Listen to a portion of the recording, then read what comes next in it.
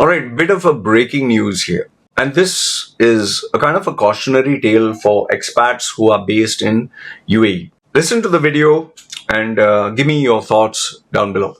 So the summary of this article, this is taken from Khaleej Times. The reporter, my favorite, his name is Mazhar Faruqi. He's an investigative journalist. He exposes whatever he is allowed to expose, but he exposes stuff that you'd normally not read anywhere else. A Sharjah couple who wanted to migrate to Canada. Okay, obviously they went around shopping to see which firm, which immigration company or which law firm can help us migrate there. So they happened to bump into this immigration company based in Dubai. The salesman, as soon as he saw these walk-in customers or inquiry, he told them, no problem, sir, definitely you'll get, Canadian, we'll help you get to Canada, then, you'll get your residency, you'll get your work permit, and then you'll get your citizenship. He must have promised the sun, moon, and stars, which is generally the case with salespeople. Okay, if you go to a car showroom, when he's selling the car, he will tell you the most amazing bits of the car. If you go to a real estate agent, he will tell you so this is the hottest property. You can lease it, rent it out, no hidden charges. So salespeople in Dubai, UAE, they do not have any legal restrictions. They do not have any legal accountability on what they say. They can promise you anything. That is why I tell people, take it in writing, take it on the company letterhead, take it in, not just an email, on the company letterhead, whatever they say. Because tomorrow if he says, no, I didn't say it, or he says, no, sir, the management. So then you are left in the void. Okay. And you also know for a fact, if you take anyone to court, you will lose.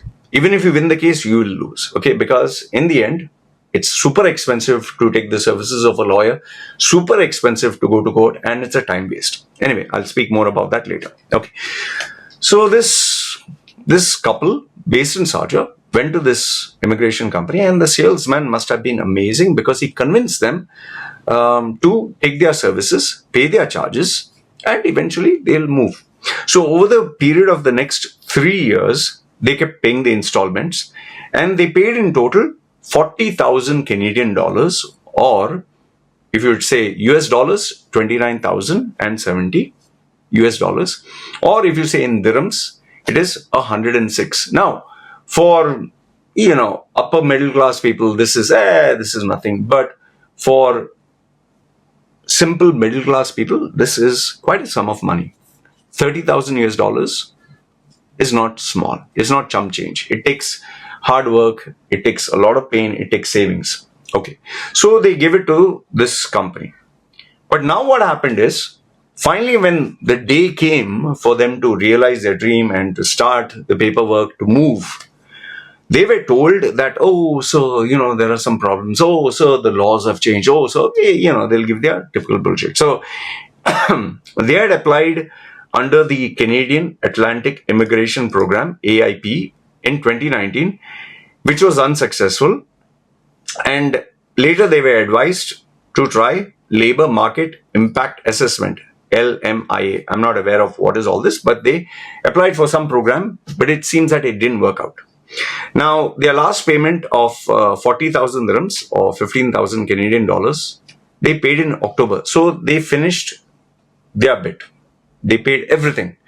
And now they are waiting for, I paid you everything. Can you give me the service? Can you give me what you promised?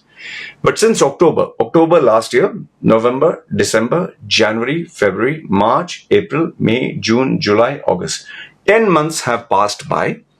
They have heard nothing. And, the company doesn't need to bother.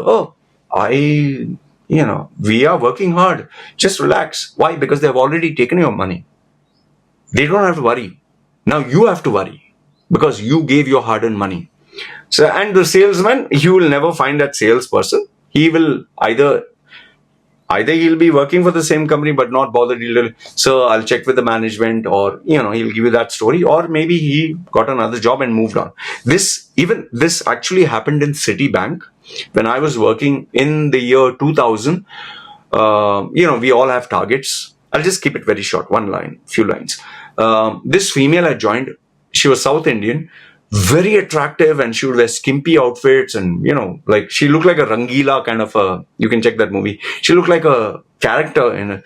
And when she joined, she was literally bringing, where our target was 21 customers, and we would struggle to get 21 customers. Struggle, okay? You can get 50 customers, but after they scan and they check their credentials, the approval process is very tough. We get 20, so 50%. Where we were struggling to get 21 clients, she, right from day one, was getting 50, 100 clients. She was literally cleaning up the whole company. Like, she would go to any company in UAE and get over 100 people applying. And, the bank was so impressed. They were like, wow, she's like the eighth wonder of the world. She was doing what no other salesperson. We had 210 salespeople in the bank.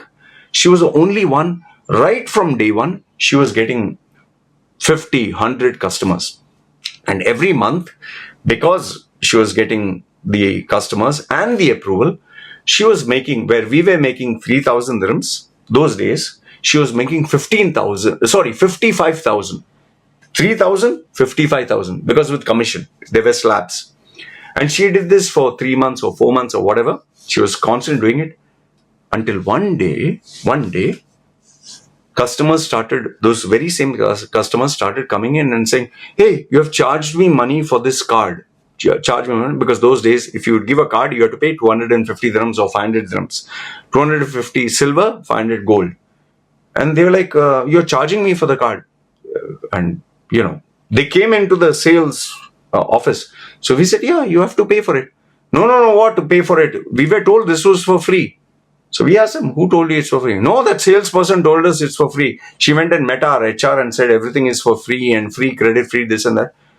And that became such a serious issue, because you're not talking of 1 or 2 customers. You're talking of 50, 100 customers, like, that. And they would come in bulk, like 10 or 20 people at a time. Eventually, it became such a serious problem. The sales director got involved. Even the credit approval department, all the heads, even the country head, this complaint went up to the country head. And by the time this female started to abscond, she was not coming to office. Okay.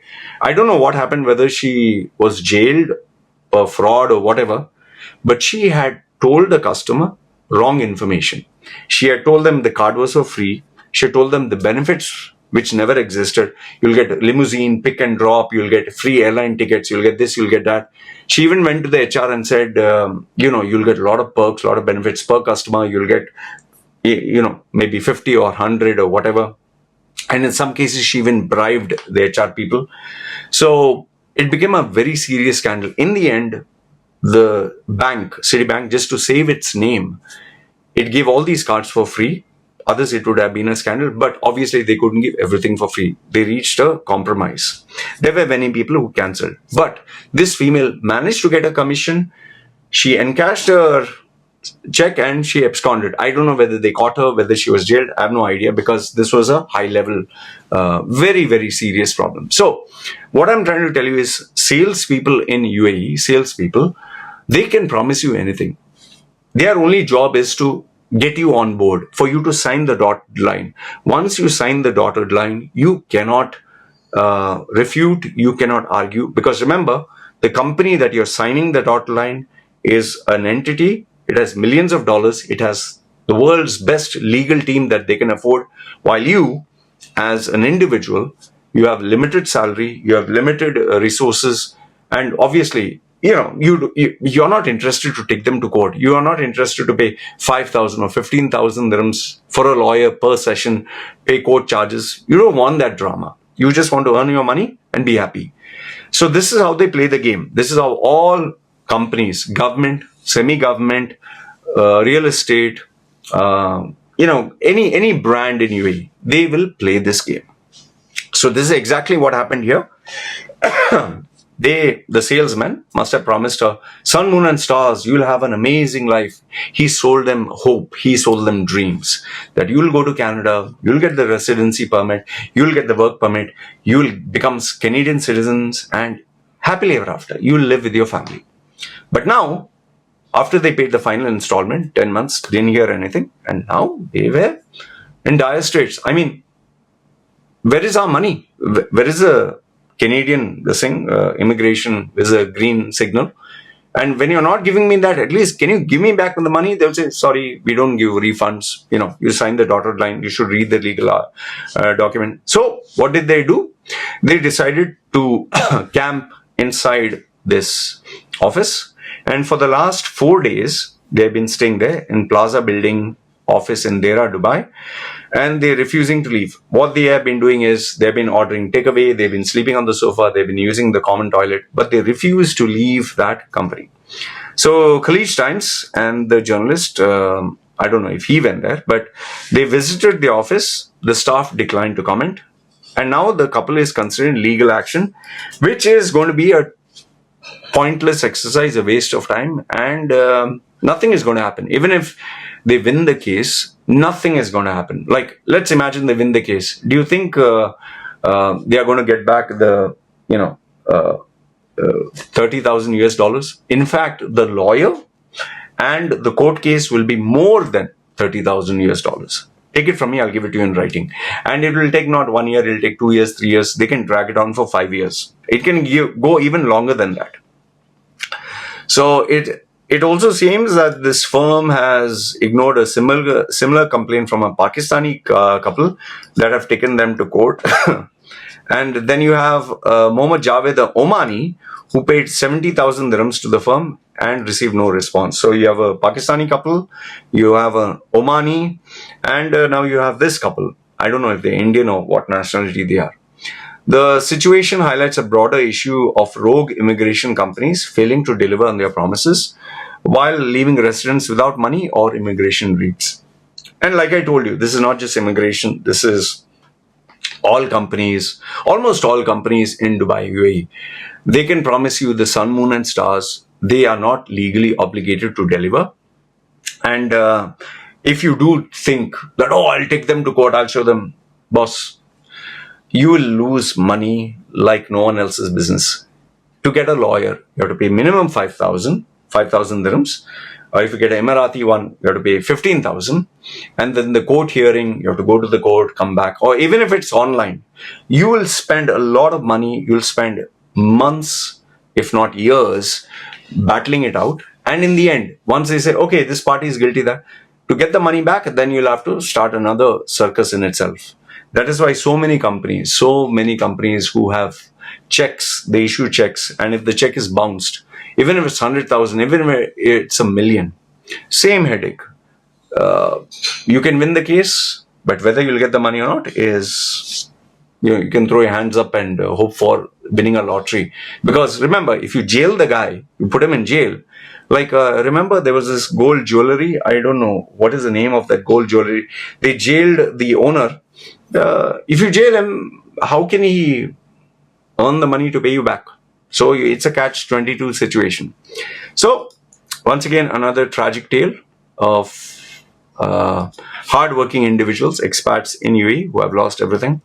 Let me know if you are surprised, not surprised, or if you know anybody who has gone through this. And as usual, comment down below and definitely read Khaleej Times and read the works of Mazhar Farooqi. Having said this, me signing off. You guys take care.